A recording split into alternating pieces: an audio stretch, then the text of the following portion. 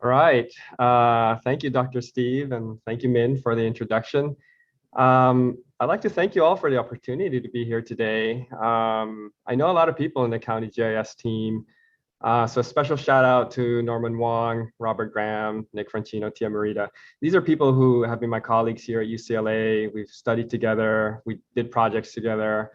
So it's great to know that we're part of this kind of spatial thinking cohort ongoing in the city of LA. What I'd like to do today is to kind of take this opportunity to talk about some of the more memorable projects that have been born in the last 2 decades, kind of during my tenure as a GIS practitioner, instructor, and coordinator of all things spatial here at UCLA. I come to you today, I'm speaking from actually UCLA. I'm not big on virtual backgrounds. So I'm here at a lab, at my lab, my office too. It's called the Technology Sandbox, and I think it's kind of an appropriate name for this space that's innovative and thinking, outside the box, which happens to be the theme of today's GIS Day. My background, as in my youth, I lived in many different countries. I came to LA in 1995. So I think, like many of you, I've settled in as a first generation minority immigrant in Los Angeles. I thought I'd be here for a few years and leave. But what do you know, 25 years later, and I'm still here in LA. So, all the maps that we see of Los Angeles, the maps that we've seen throughout the week, yesterday's presentations, they tell my story, and they tell your story as well. But when I was asked to speak today and told that the topic of the event was mapping outside the box, it really made me think, what does that mean? What does that mean to map outside the box? Does it mean to be innovative, creative, thinking outside the box? But also, GIS is kind of the tool or a method that allows us to kind of map from the outside. But I kind of took this challenge to kind of think about what this, what this box is all about.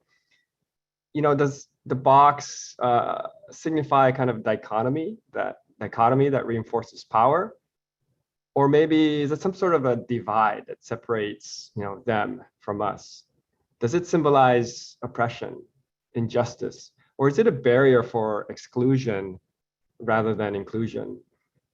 So for many of us who claim to be map makers, cartographers, urban planners, architects, GIS professionals, it's easy and comfortable to kind of situate ourselves outside the box and think critically about what is happening from the outside and what's happening inside the box, and then to seek questions to answer our research and to answer the question of why. Why is it happening inside a box in that situation? So let me start actually sharing my screen here and start my talk. Human error and the narratives of the people. I think what's often forgotten when we talk about maps is a human element.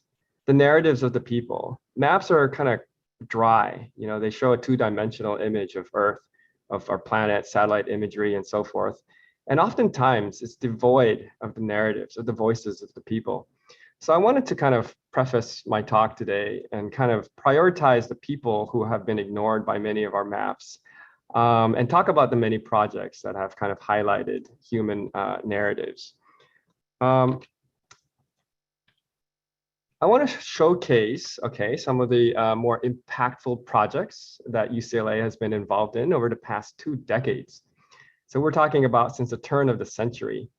And that's how long I've been around as kind of a GIS practitioner here. And in doing so, I hope that we can see the evolution of GIS practice, theoretical approaches, and pedagogy around spatial thinking and initiatives.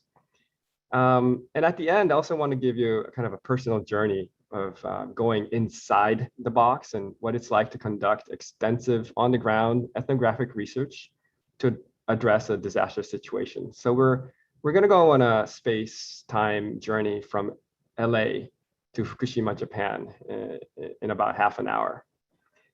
Okay, so I'm going to compartmentalize the last 2 decades in these kind of bins. and these eras. I'm going to start with our first one, which I call the digital divides.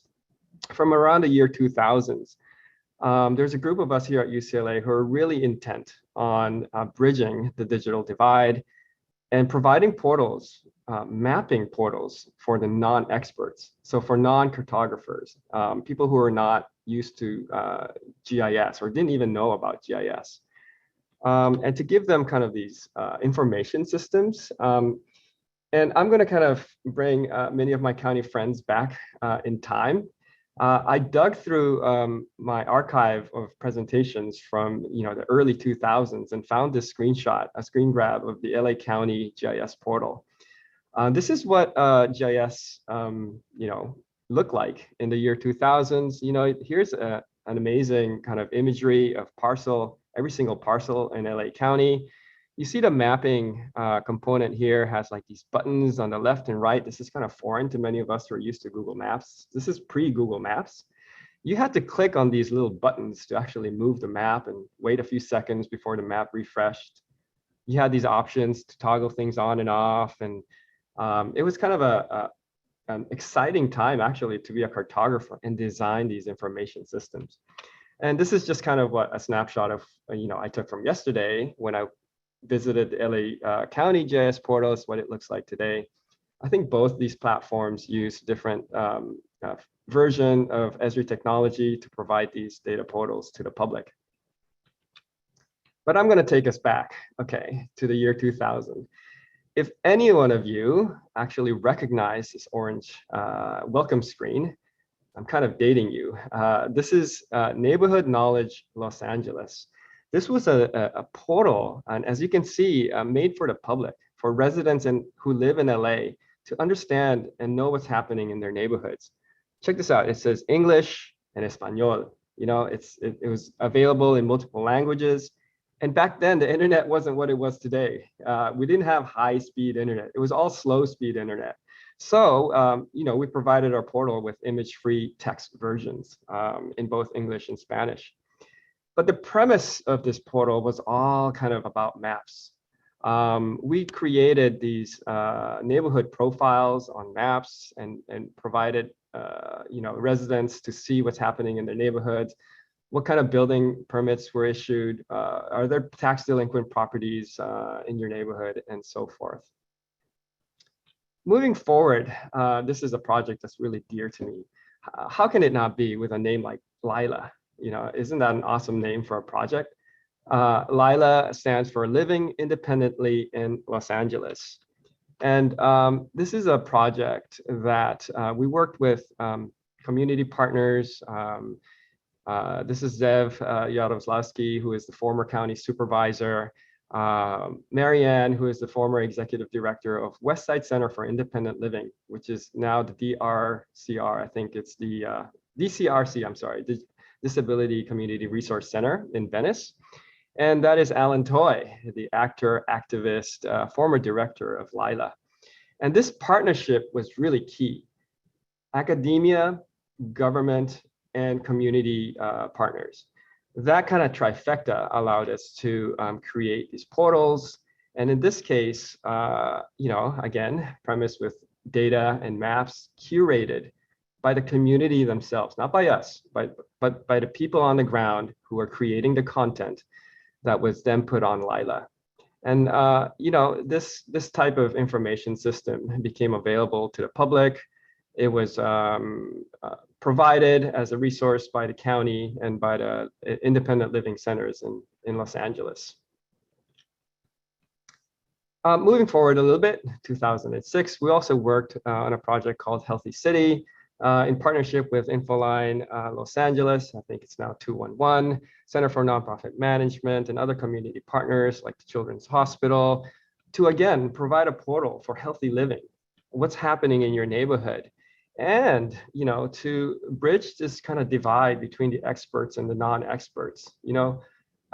Allow residents to interact with data that the government is collecting, allow them to interrogate their neighborhoods in ways that they couldn't before, and be cartographers themselves by seeing what kind of healthcare resources are available in their community and beyond. Being part of the university, we're obviously tackling global issues, one of them being climate change. Actionable science that improves the sustainability of urban systems is the motto of this next project called the UCLA Energy Atlas. This is really, again, an amazing resource. And this team from the Center and the Institute of the Environment and Sustainability here at UCLA, I'm sure Min Lee is familiar with them. And this is the kind of energy portal, first of its kind, where it partnered with, Department of Water and Power and Energy, collected, compiled data at the property level for over 10 years worth of data, summarized all this information at the, neighborhood level and made it available to the public. And this is a wonderful way for us to understand climate change, sustainable communities. Where are we with our carbon footprint, and what does all this kind of past data inform us about the future of building sustainable communities?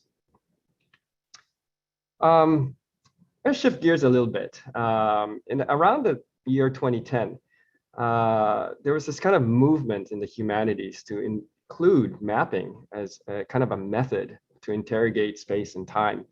And we call this thick mapping, kind of an offshoot of critical cartography. And we built a portal, again, a mapping portal called HyperCities. So check this out. I mean, it has at the top here a time bar, and you could actually manipulate time by going back in time. You can move these handles left and right, and then get information and resources about the history of spaces, the memory of spaces. And also we used Google Earth API, which allowed us to navigate space and time in 3 dimensions. So, and also the kind of the narrative panel on the right, which you could embed images, stories, and YouTube videos as well. All this combined to create these rich spatial geotemporal narratives on a single platform. And this is something that even today, we don't see very much. We don't see very good platforms that really combine aspects of space and time. And here I'm highlighting a project, one of the many collections that were put on HyperCities by a student who put together from her lived experiences as a person from Tehran, being a PhD student at UCLA, and seeing this kind of unrest unraveling in her hometown. And because she sees all these posts from the ground up, this is a time when people on the ground, their only means of communicating to the world was by posting on Twitter or on YouTube. And what she did is she would watch these videos and see where this is. She recognizes it because she used to live there. And then to put them and geo kind of tag them on a map and then compile them in one kind of narrative, one collection for the public to then see what is happening on the ground, where the media and the general public doesn't have access because of something that's kind of unraveling and dangerous on the ground.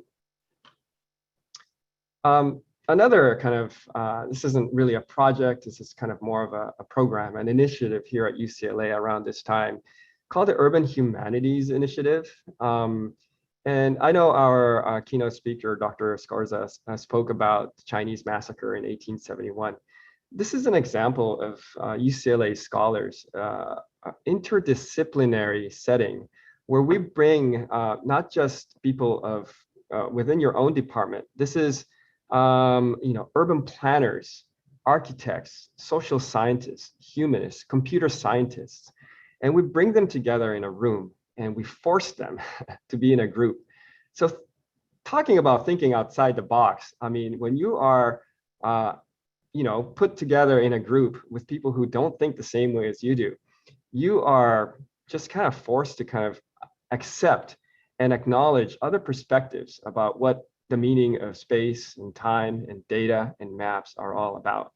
So here's an example where we took this historical event, the Chinese massacre, put all these students on the floor with a huge floor map and asked them to kind of document, to kind of draw out a map of what this kind of event meant to them. And by doing so, we would sit down once this map has been drawn, sit around this humongous floor map and just have a conversation. The kind of knowledge gained from this kind of interdisciplinary discourse is just really it enables you to kind of reach in kind of areas that you never thought of before. It's very provoking and contesting of what your knowledge is at the time. And students would be asked to design urban spaces, speculate, and present their findings in front of their peers. So just to give you a flavor and an idea of what the classroom feels like and looks like here at UCLA, here are some shots. And this is an example of the urban humanities students presenting their work in front of some renowned scholars of their field. And these are professors from architecture, from urban planning, from the digital humanities, computer science, from film studies. And they're all in the same room, having a conversation, having a critique. And all these students are really empowered with new knowledge and tools that really advance their outlook and research capabilities.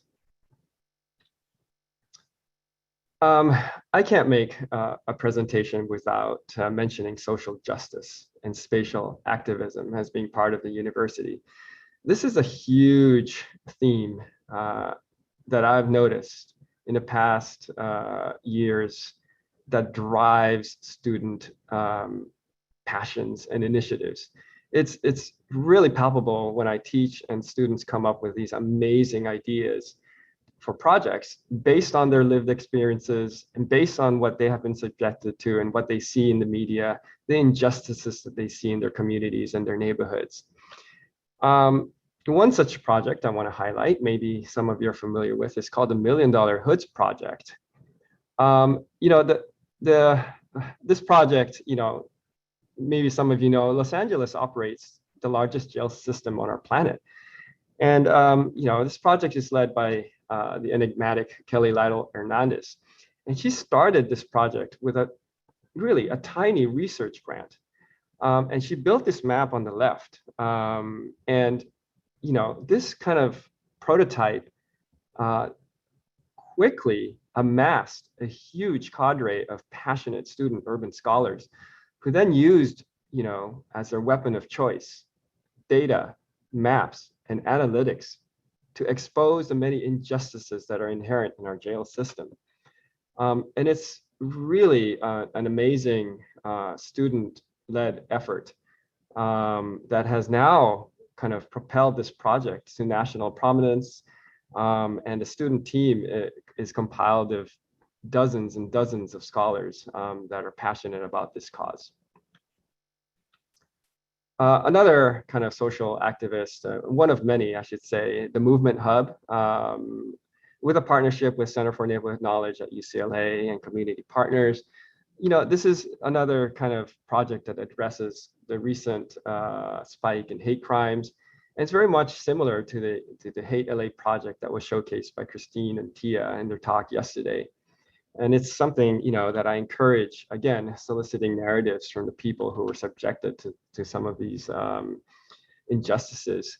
So, this is one where I would highly encourage a partnership between the county and UCLA to further their cause. I'm going to kind of wrap up this part of my talk on kind of looking at the history of projects here at UCLA with a little kind of anecdote about urban data science. I used to teach GIS in urban planning, completely software driven, using ArcMap to teach how to conduct spatial analysis. This has kind of shifted in recent years due to the emergence of the buzzword data science. So now we have urban data science, spatial data science, and how to build human narratives through code and empower students to become coders. This is an example output of my students just last week who are in a spatial data science course. And it's an amazing kind of accomplishment to think about how these students just 8 weeks ago didn't know how to write a single line of Python code. Many of them had never coded in their lives before. These are graduate students in urban planning who have worked in government, who work for nonprofit organizations, who are now kind of really eager to learn data science methods and tools. And just in a few weeks, they're able to produce these amazing maps using entirely open source technologies.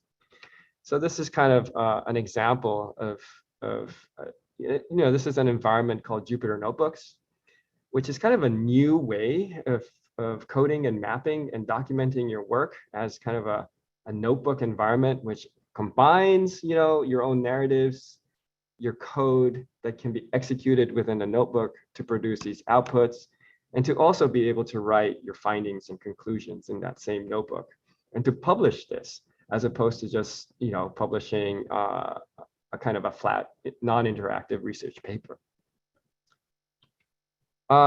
So that kind of, wraps up 20 years of research and pedagogy here at UCLA around spatial thinking and mapping. And I know I've omitted hundreds, thousands of projects, but I wanted to take the next, half of this presentation to talk about,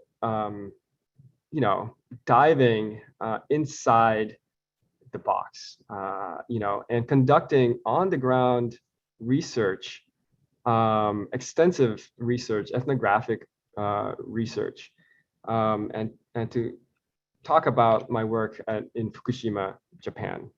So this is a picture that I took in the so-called evacuation zone in Fukushima in 2012. As many of you may know, there was a nuclear accident in Japan in 2011, preceded by a 9.0 earthquake and a tsunami that was devastating to the many communities that were affected by it. So I want to introduce you to a small town inside the so-called evacuation zone where 150,000 people were displaced. Namie City. This is a town probably roughly around the size of Santa Monica, but it's kind of in the rural areas of Japan. So, it had 20,000 people living in Namie prior to the accident. Every single one of them had to evacuate immediately afterwards. And, we embarked on a project to map things that are not visible. In this case, radiation. So this is a team of scientists that I joined. These are scientists from Niigata University. There's Emeritus Professor Naito, Yugo, and Jun, nuclear scientist Jun, medical doctors. And we would, go inside this evacuation zone with a lot of equipment, vehicle-mounted, multi-directional radiation monitoring devices, GPS loggers, and a whole bunch of cameras. And we would navigate and document these troubled spaces. And this is kind of what some of the scenes look like in the kind of ghost town of Namie shortly after the disaster. So as you can see, this is a dual camera, one in front of the car and one on the side of the car. And as we travel into the disaster area, we are also simultaneously collecting GPS data and airborne radiation data. And as you can see, there's nobody there because this place has been abandoned. All that work, multi-year efforts, collecting data, spatial data, millions and millions of data points, and then putting it all together in a GIS and producing these maps that are then embraced by local governments, who then put them on their public portals to inform citizens about what's happening in their communities. So as you can see here, it's a multi-year effort. So in 2012, this is the same neighborhood on the left and right. The data has changed over time. And this allows, informed citizens to make decisions about whether or not their communities are now safe to go back, and government officials to determine which areas still need decontamination efforts. This is a wonderful and monumental achievement on its own. But like all satellite images, this is lacking a very critical component, and that is the human element. These maps have no human narratives. We don't know who lived in these places. We don't know their stories. And that troubled me. So I decided to go back to school. So going back to school, I started a research which I called spatial ethnography. And, you know, it was all about soliciting the narratives from the ground, not satisfied with just producing maps and informing citizens from kind of the sky.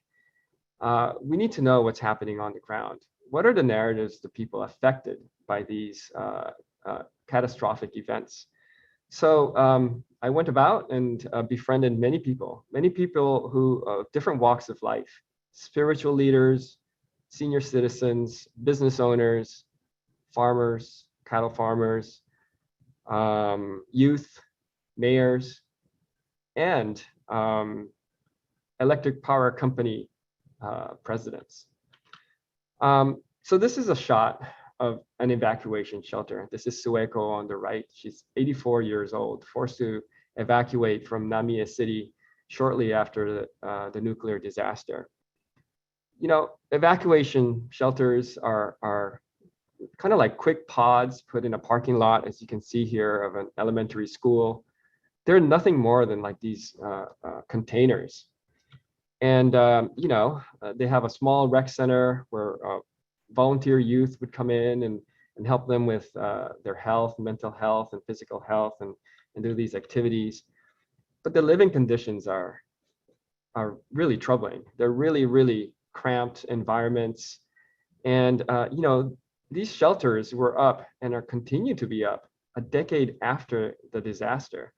These are not temporary anymore. These are long-term living environments. Sueko herself lived in this shelter for 6 years before she finally moved to a senior care facility.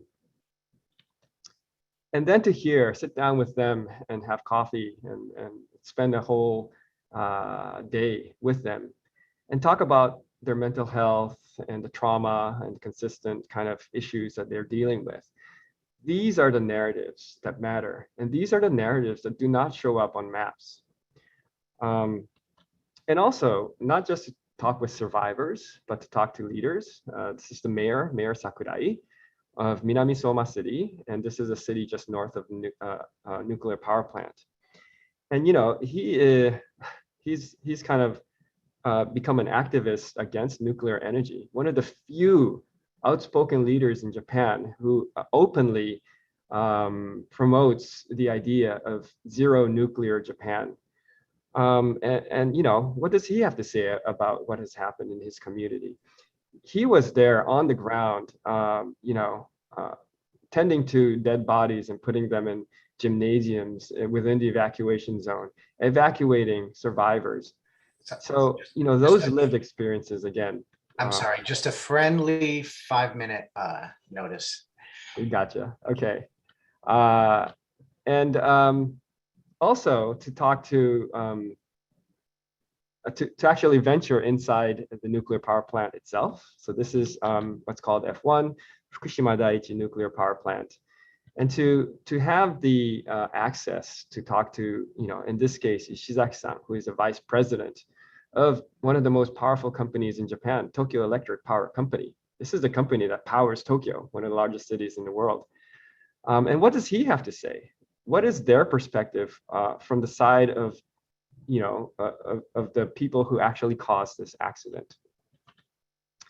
Talking to activists, this is the cattle farmer Yoshizawa-san, following him around and hearing what he has to say about what happened. And also, to me, the most important aspect of this are the youth. And this is Chihiro-chan, who actually did not go back to Namiya City after she was evacuated and only went back with me 6 years later. And to have her kind of reflect on the memories of the past to a space that she grew up in and not able to return to. And this is the farmer Sachiko-san, who she wants the next nuclear power plant to be built in the middle of Tokyo. I'm gonna kind of wrap up talking about kind of a phase that is often forgotten in research, and that is healing therapy. When we think about our research and the products of our maps, this is what's largely forgotten: the healing component, the follow-up. To go back to see what kind of impact your work has had on the community. Research has no meaning. I mean, many researchers seek the validation of peer-reviewed journals and their peers, but the only real validation that really matters is the very people that you engage with. And in this case, film is a great conduit to kind of present research in a visual format and allow the voices of the people to be transmitted to the local communities, in this case, nationally and globally, really, if it's in a film. And also to show the film, not just to the people in the film, but to the people who caused this particular accident. I had an opportunity to actually go to Tokyo, to electric companies' headquarters in Tokyo and show the film in front of 100 executives, which is troubling just to see the male dominance in this picture, but and to see their reactions to what's happening on the ground. I conclude with two images. Here's an image, a GIS production, a map that we're all familiar with that shows radiation levels in Namie City. And it's, again, a monumental effort to put this single image together. But here's a different kind of a map. This is a map about human narratives, the people. And this is a business owner in Namie, Tomoko-san, pouring sake to Ishizaki-san, the vice president of the electric power company who caused the disruption in her community. Or this is Mayor Baba, the mayor of Namie City, side by side with the cattle farmer activists, having completely different views about their communities, but having a shared love for their communities and walking side by side despite their differences. These are the scenes and maps and narratives that matter and should be placed on a map. So that kind of wraps up my talk with a theme of mapping outside the box. I was challenged by this talk, and I challenge you also to discover the silences and contradictions that challenge the apparent honesty of any map. So thank you for your time.